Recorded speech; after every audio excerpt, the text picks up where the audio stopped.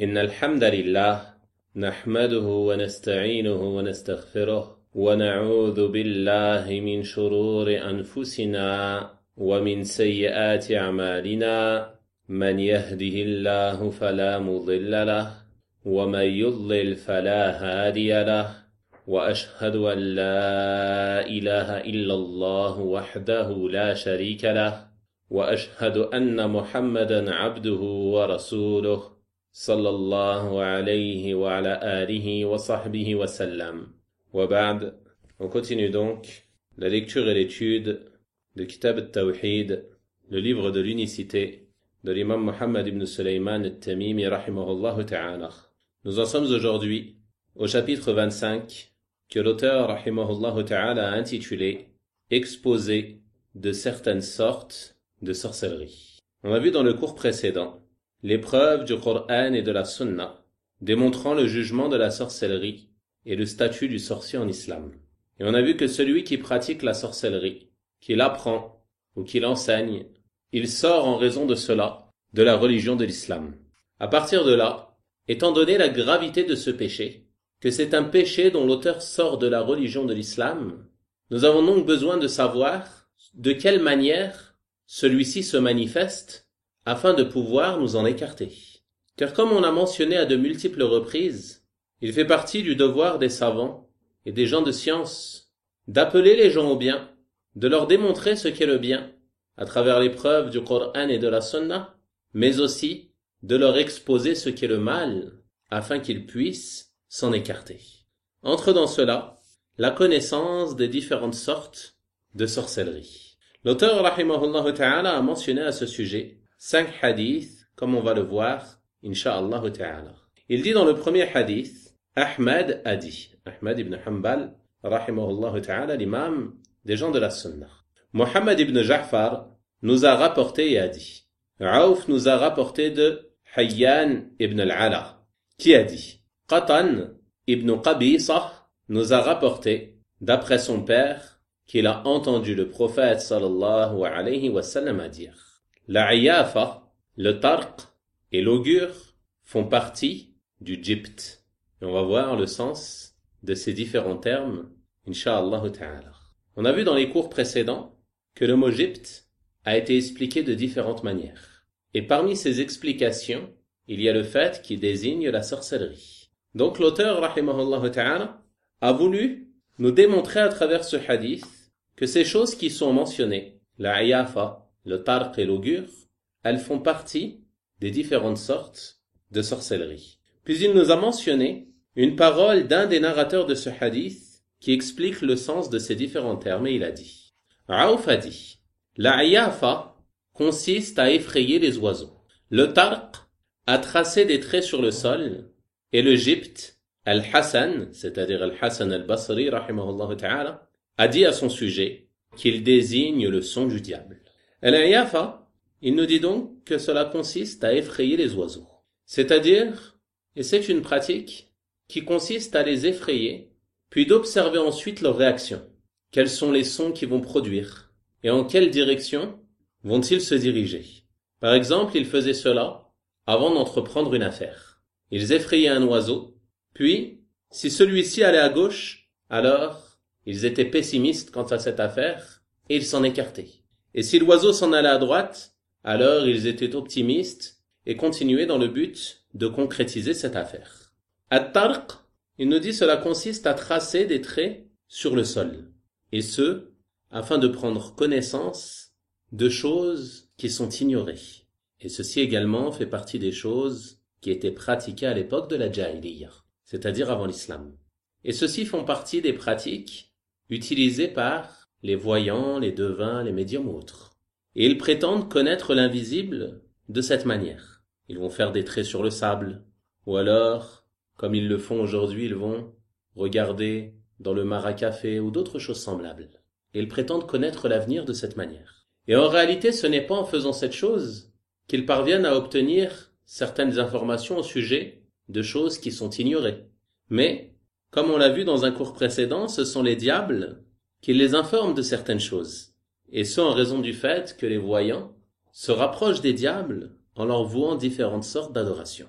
Ensuite, la troisième chose qui est mentionnée dans le hadith, c'est l'augure, qui désigne l'observation et l'interprétation de signes visibles ou audibles, laissant présager selon eux qu'une chose bonne ou mauvaise va se produire. Comme par exemple ceux qui pensent que voir la nuit un chat noir porte malheur, ou alors que le numéro 13 porte malheur, ou encore que le trèfle à 4 feuilles porte bonheur, et ainsi de suite, parmi les différentes croyances qui sont présentes chez beaucoup de gens et qui relèvent du polythéisme. C'est cela qui est visé par l'augure. Et le Cheikh rahimahullah ta'ala a consacré un chapitre à ce sujet, on reverra donc cela de manière plus détaillée dans un prochain cours bi'idhnillahi ta'ala. Ensuite, Aouf nous a expliqué le mot Gypt par la parole d'Al-Hassan qui a dit c'est le son du diable. Et le son du diable, cela englobe nombre de choses.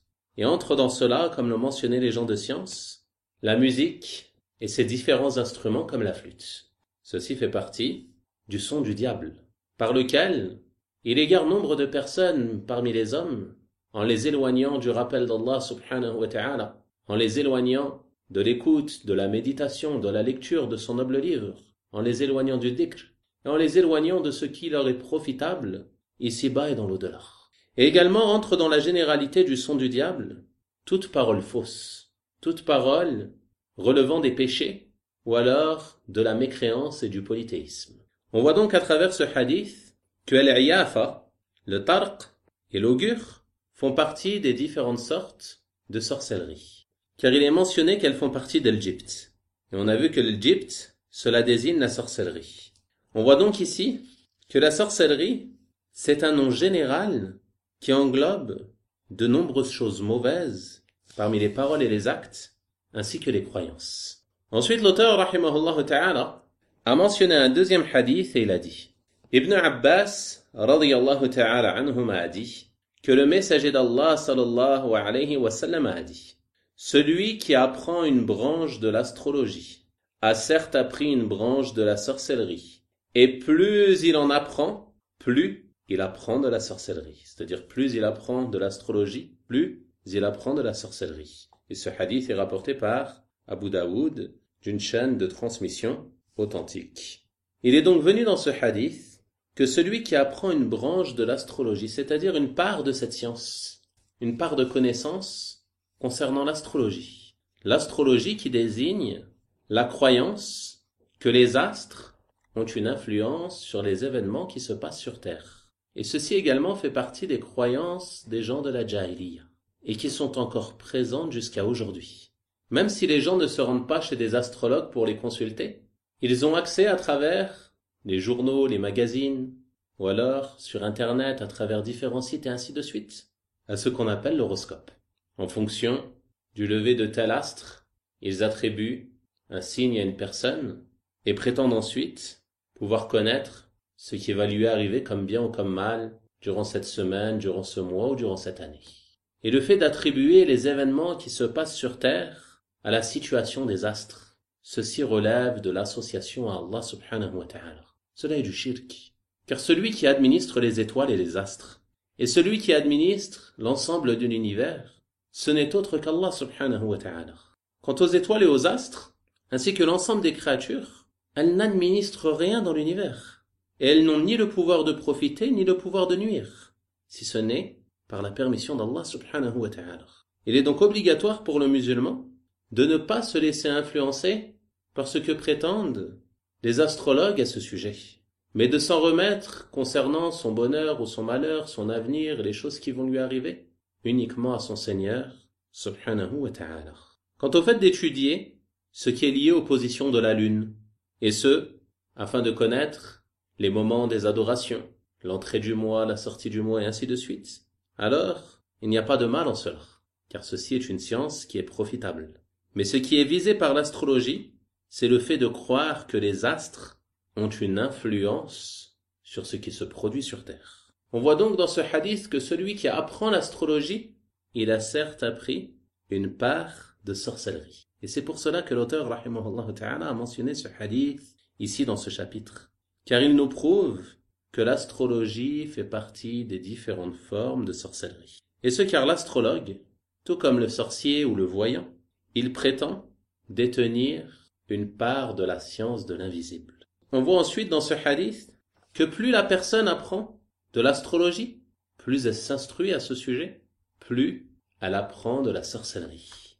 Et ceci est une mise en garde du prophète sallallahu alayhi wa sallam contre la gravité de ce péché. Et que ce n'est pas une chose à prendre à la légère et qu'il ne faut pas croire que c'est une chose insignifiante.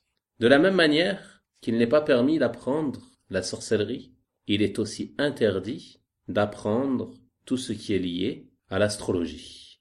Et le musulman doit avoir la ferme conviction que les étoiles, les astres, n'ont été créés que pour les bénéfices qu'Allah subhanahu wa ta'ala nous a exposés dans son livre, comme l'ornement du ciel, la lapidation des diables, mais également ce sont des signes qui nous permettent de nous guider. En effet, les étoiles, elles permettent aux voyageurs, pour celui qui a la science à ce sujet, de pouvoir reconnaître le nord et le sud, et ainsi de suite.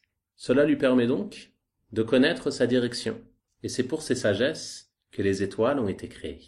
Ensuite, le cheikh, rahimahullah ta'ala, a mentionné un troisième hadith et il dit « An-Nasa'i rapporte le hadith de Abu Hurayra radiyallahu ta'ala anhu.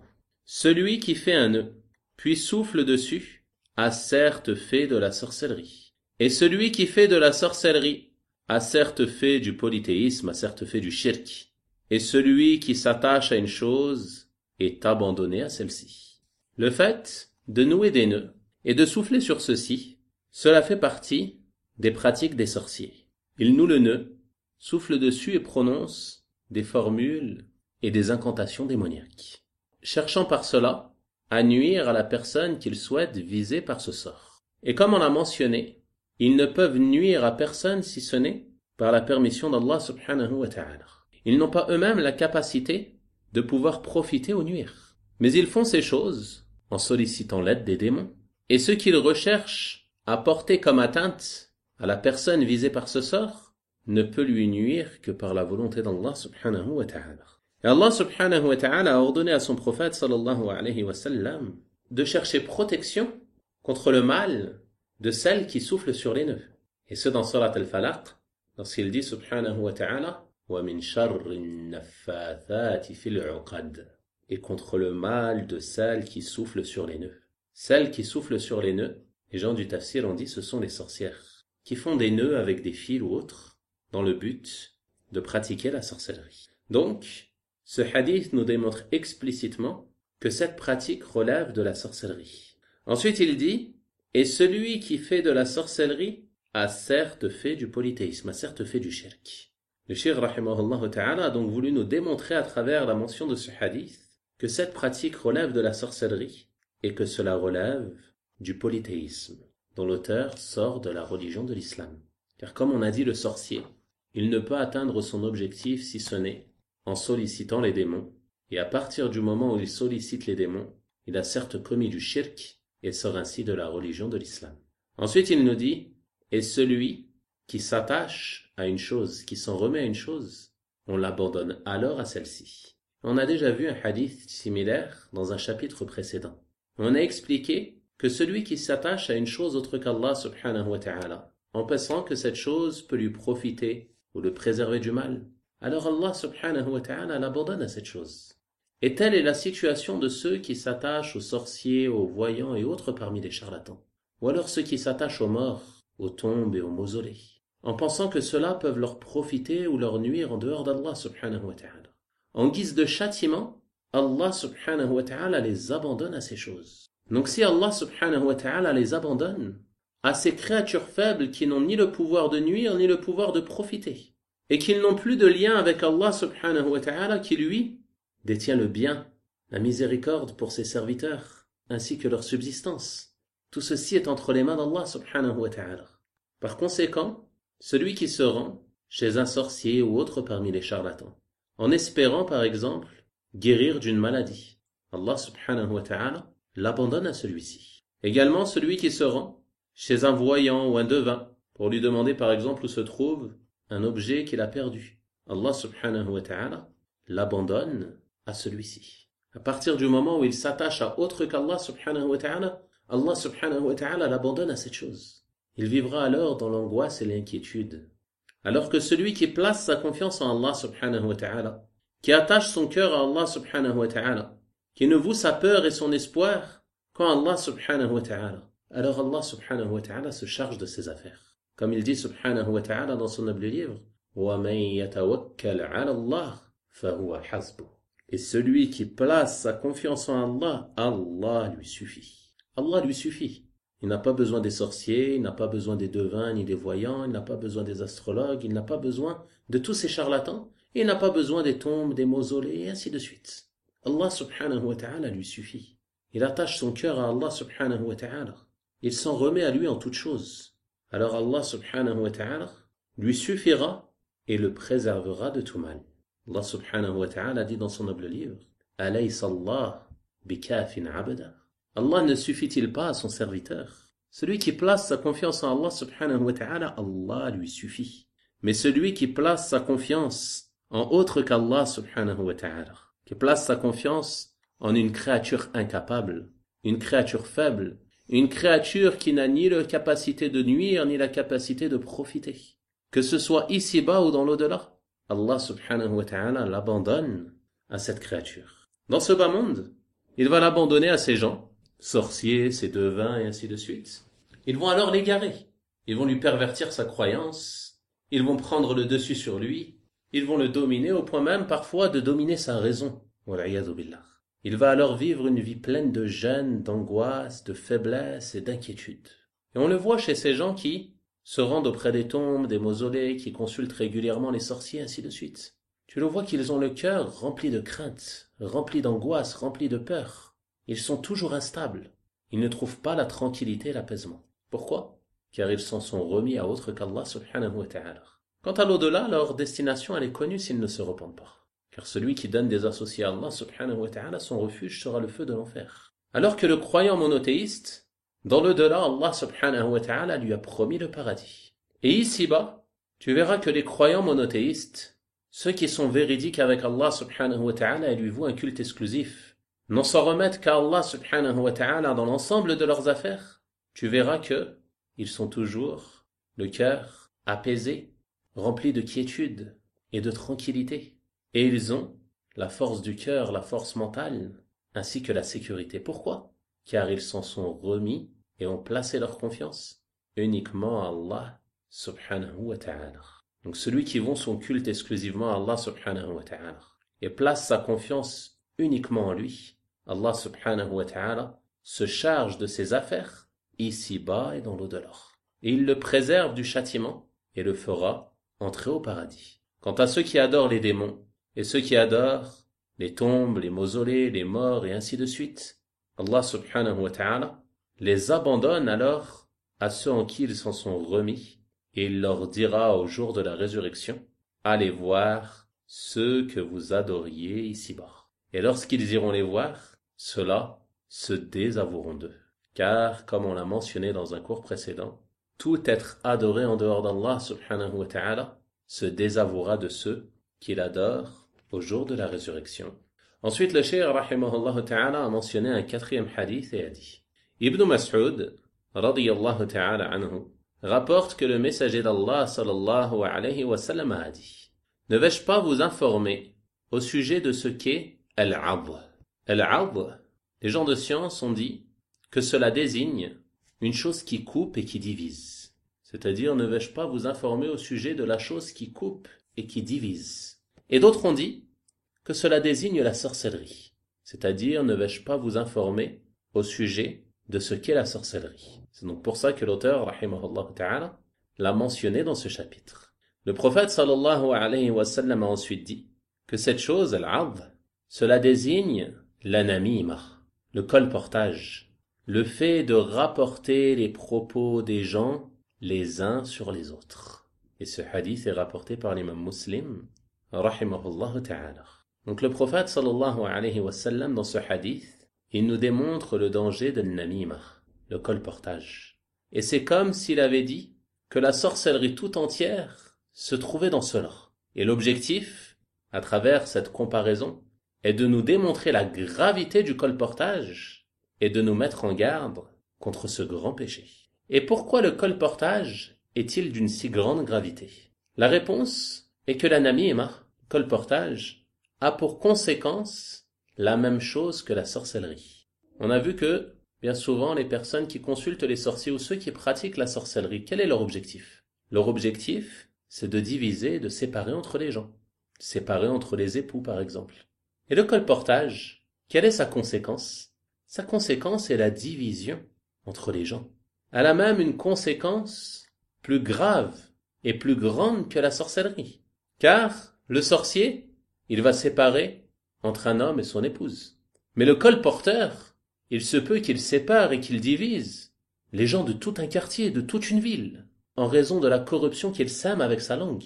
C'est pour ça que certains ont dit que le nammam, le colporteur, il corrompt en 1 heure ce que le sorcier corrompt en 1 année. Et ce qui est voulu par cela, c'est de montrer que la conséquence du colportage est plus grande que la conséquence de la sorcellerie. Car le colportage, il va toucher l'ensemble des musulmans, alors que la sorcellerie, elle ne va toucher que la personne qui a été visée par le sort. Il ne faut donc pas penser que le colportage est un péché sans gravité. On a dit que le colportage, il désigne le fait de rapporter les paroles des gens les uns sur les autres, dans le but de semer la corruption et la division entre eux. Le colporteur, qu'est-ce qu'il fait? Il se rend auprès d'une personne, il lui dit « J'étais auprès d'un tel, il a parlé sur toi, il te méprise, il te dénigre, il a dit ceci et cela, et ainsi de suite. » Il fait donc tout pour provoquer la colère de cette personne contre celui de qui il lui a rapporté les paroles. Et ensuite, qu'est-ce qu'il fait? Il va voir le second. « J'étais auprès d'un tel, et il a dit ceci et cela sur toi, il te dénigre et te méprise, il ne t'aime pas, et ainsi de suite. » Jusqu'à également provoquer sa colère contre le premier. Et ensuite, qu'est-ce qu'il se produit? Il sème la discorde entre les gens vont alors se disputer, et ensuite ils vont se boycotter, ne plus se parler. Il va donc diviser entre les musulmans les uns les autres, ou pire encore, entre des frères de sang, ou alors entre le père et son enfant, entre l'homme et ses neveux et ses cousins, et ainsi de suite, au point que les gens deviennent ennemis des uns des autres en raison de la langue pendue de ce colporteur. Et il faut savoir que même s'il est véridique, il est dans le péché. Car il y a certaines personnes qui pensent qu'il n'est dans le péché que s'il ment, que s'il invente des choses. Et ils pensent que s'il dit la vérité, ce n'est pas grave. Car il y a certaines personnes aujourd'hui qui s'ouvrent des portes de colportage et de médisance. Il va essayer de faire passer cela sous couvert d'une bonne action ou d'un acte par lequel il cherche à se rapprocher d'Allah. Wal'iyadhu billah. Il va lui dire par exemple, je vais t'avertir contre le mal d'un tel. Il ne fait que te dénigrer, il ne fait que parler sur toi, et ainsi de suite. Sous prétexte de mise en garde. Donc même si c'est vrai, ce qu'il rapporte, le colporteur, il est dans le péché. Ce qui lui incombe, s'il entend un musulman dénigrer son frère, que ce soit son frère en religion, ou pire encore son frère de sang, ou un membre de sa famille, ce qui lui incombe, c'est de lui dire de craindre Allah subhanahu wa ta'ala, et de préserver l'honneur de ses frères en islam, de ne pas médire, de ne pas mentionner à leur sujet des choses qui les réprouvent. Donc le colporteur, il a tendu l'oreille aux médisants, puis ensuite il a aggravé son péché et il est parti rapporter cette parole à la victime de cette médisance. On voit donc que c'est un grave péché qui fait effectivement partie des péchés majeurs. Le prophète sallallahu alayhi wa sallam a dit que l'anamim, le colportage, cela fait partie des causes du châtiment de la tombe. Comme il est venu dans le hadith rapporté par les imams al-Bukhari et Muslim rahimahumallahu ta'ala. Il est passé un jour à côté de 2 tombes et il a dit que les 2 personnes se trouvant dans ces tombes se faisaient châtier. Puis il a dit, quant à l'un d'entre eux, il pratiquait le colportage. Il rapportait les propos des gens les uns sur les autres. C'est la cause du châtiment de la tombe. Il ne se rend pas compte de ce que ce bout de chair que l'on a dans la bouche peut provoquer comme corruption ici-bas et dans l'au-delà. Tu te rends compte que cela peut être une cause pour que la personne se fasse châtier dans sa tombe et on demande à Allah subhanahu wa ta'ala de nous en préserver. Et dans un autre hadith authentique, le prophète sallallahu alayhi wa sallam a dit, le nammam, celui qui pratique le colportage, ne rentrera pas au paradis. Il n'y a pas de doute que ces hadiths sont des hadiths effrayants, qui nous mettent en garde contre la gravité de ce péché et nous poussent à prendre le dessus sur nos langues. Car la langue peut être une cause te menant au plus bas fond du feu, wal'iyadhu billah. Donc pour terminer avec ce hadith, on a dit que le prophète sallallahu alayhi wa sallam, il a comparé ici le nammam au sorcier. Mais cela ne veut pas dire que le colporteur, il a le même statut que le sorcier. On a vu que le sorcier, c'est un mécréant, car la sorcellerie relève de la mécréance majeure. Mais le nammam, le colporteur, il ne sort pas de l'islam. Toutefois, son acte relève de la perversité. Donc ce que nous démontre ce hadith, c'est que le colportage est interdit de la même manière que la sorcellerie est interdite. Car le colportage ressemble à la sorcellerie dans sa conséquence, en termes de division entre les gens.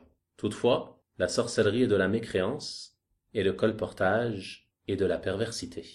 Enfin, le cheikh rahimahullah ta'ala a mentionné un 5e hadith et il a dit: et ils ont tous deux rapporté, c'est-à-dire Al-Bukhari et Muslim rahimahumallah ta'ala, d'après Ibn Umar radiyallahu ta'ala anhuma, que le messager d'Allah sallallahu alayhi wa sallam a dit: certaines formes d'éloquence relèvent de la sorcellerie. Celui qui est éloquent, il va attirer les gens par son discours. Contrairement à celui qui ne sait pas bien s'exprimer, il se peut que les gens se lassent rapidement de l'écouter.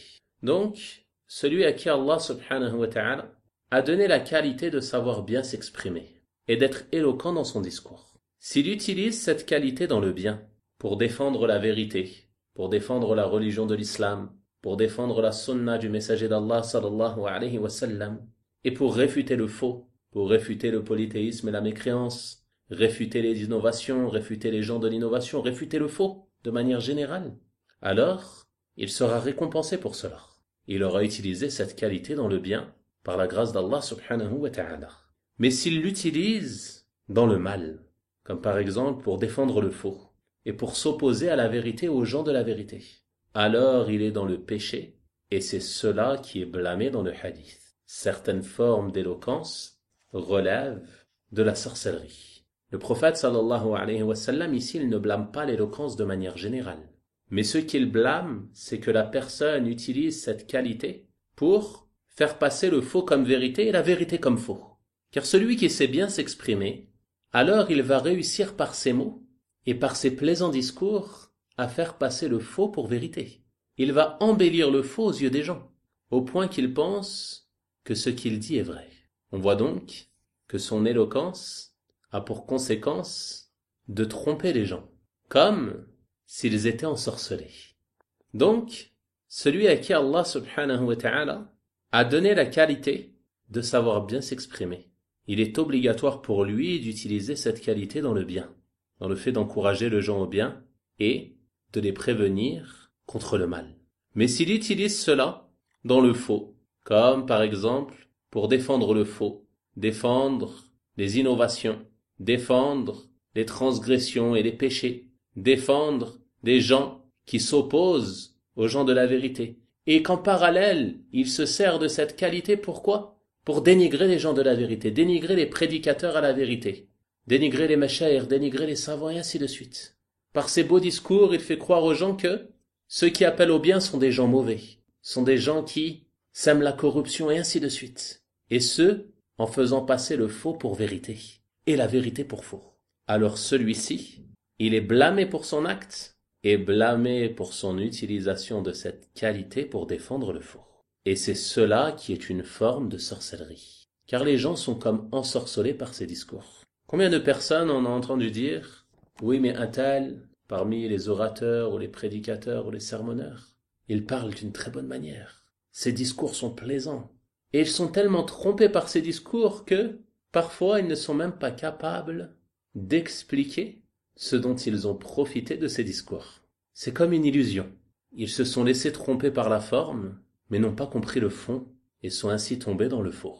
Et nombre de personnes ne se sont égarées qu'en raison de prédicateurs éloquents parmi les gens déviants ou les gens de l'innovation et de l'égarement, au point d'en finir par détester les gens de la vérité et défendre le faux et ses adeptes. Wal'iyadhu billah. On voit donc qu'il y a en cela un grand danger. Le musulman, il ne doit donc pas se laisser tromper par une personne sous prétexte qu'elle parle bien ou qu'elle s'exprime bien. Il n'y a pas de doute que si une personne qui parle de la religion d'Allah subhanahu wa ta'ala parle mal, est grossière et vulgaire dans ses discours, ceci est une chose mauvaise. Et ceci doit nous alerter. Mais le simple fait qu'une personne soit éloquente, cela ne doit pas te tromper. ce que tu dois prendre en considération, ce n'est pas la manière de s'exprimer du prêcheur ou de l'imam ou du cheikh et ainsi de suite. Mais ce que tu dois prendre en considération, c'est la conformité de son discours au livre et à la sunna. Est-ce que ce qu'il m'a exposé est conforme au Coran et à la sunna? Est-ce que ce qu'il m'a exposé est conforme à la compréhension des pieux prédécesseurs, rahimahumullah ta'ala? C'est cela qui doit être pris en considération. Quant à la manière de s'exprimer, s'il est sur la vérité, alors ceci est un bien et on va en profiter. Mais s'il est sur le faux, que ses discours s'opposent au Coran, que ses discours s'opposent à la sunna, que ses discours s'opposent à la voie des pieux prédécesseurs, que ses discours s'opposent au jugement des savants, et aux paroles des savants et aux conseils des savants, alors dans ce cas, tu ne dois pas te laisser tromper par son éloquence.